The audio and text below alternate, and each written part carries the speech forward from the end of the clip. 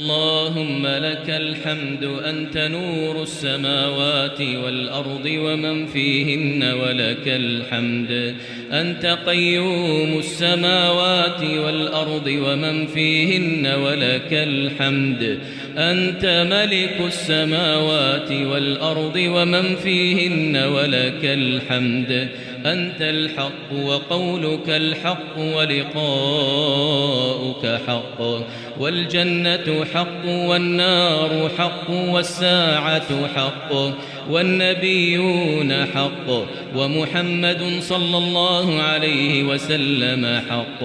اللهم لك أسلمنا وبك آمنا وعليك توكلنا وإليك أنبنا وبك خاصمنا وإليك حاكمنا فاغفر لنا ما قدمنا وما أخرنا وما أسررنا وما أعلنا. اللهم يا ذا الجلال والإكرام يا حي يا قيوم. اللهم يا رب جبرائيل وميكائيل وإسرافيل يا فاطر السماوات والأرض يا عالم الغيب والشهادة أنت تحكم بين عبادك فيما كانوا فيه يختلفون اهدنا لما اختلف فيه من الحق بإذنك إنك تهدي من تشاء إلى صراط مستقيم. اللهم اهدنا فيمن هديت وعافنا فيمن عافيت وتولنا فيمن توليت وبارك لنا فيما أعطيت واصرف عنا برحمتك شر ما قضيت.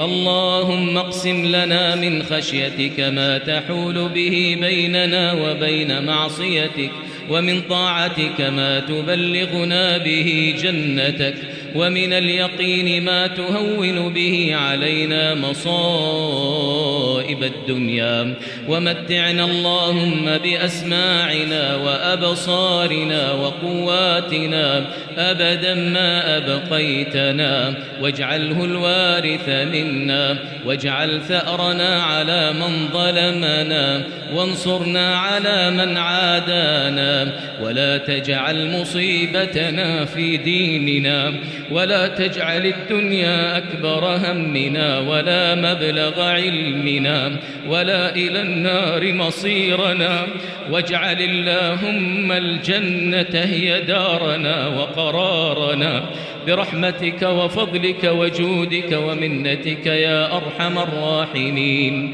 اللهم يا ذا الجلال والإكرام يا حي يا قيوم برحمتك نستغيث أصلح لنا شأننا كله أصلح لنا شأننا كله ولا تكلنا إلى أنفسنا طرفة عين.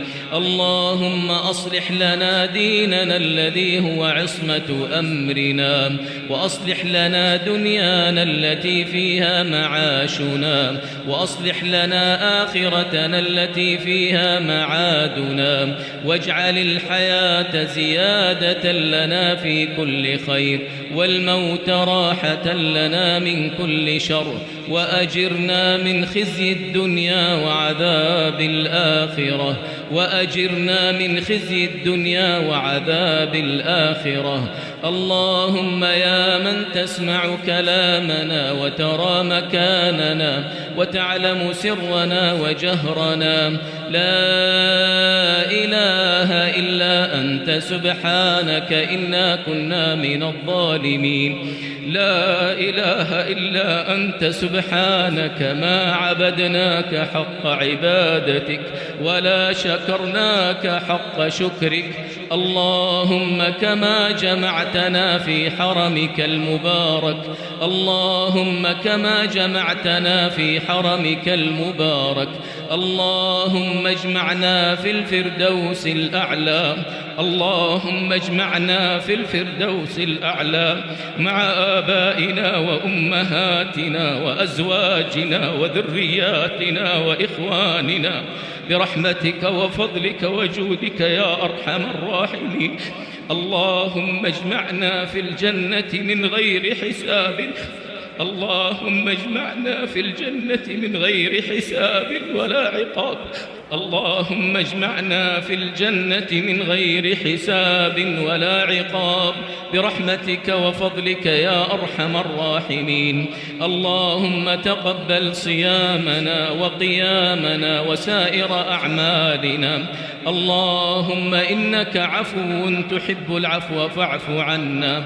اللهم إنك عفو تحب العفو فاعف عنا. اللهم إنك عفو تحب العفو فاعف عنا. اللهم اختم لنا شهر رمضان برضوانك والعتق من نيرانك. اللهم اعتق رقابنا من النار. اللهم اعتق رقابنا ورقاب آبائنا. اللهم اعتق رقابنا ورقاب آبائنا وأمهاتنا وأزواجنا وذرياتنا وإخواننا من النار برحمتك وفضلك وجودك وكرمك يا أرحم الراحمين. اللهم فرج هم المهمومين من المسلمين ونفس كرب المكروبين واقض الدين عن المدينين واشف مرضانا ومرضى المسلمين برحمتك يا أرحم الراحمين. اللهم يا ذا الجلال والإكرام وفق إمامنا بتوفيقك وأيده بتأييدك. اللهم هيئ له البطانة الصالحة الطيبة المباركة التي تدله على الخير وتعينه عليه. اللهم وفقه وولي عهده الأمين لما فيه خير للإسلام والمسلمين. اللهم وفق جميع ولاة أمور المسلمين لما تحبه وترضاه.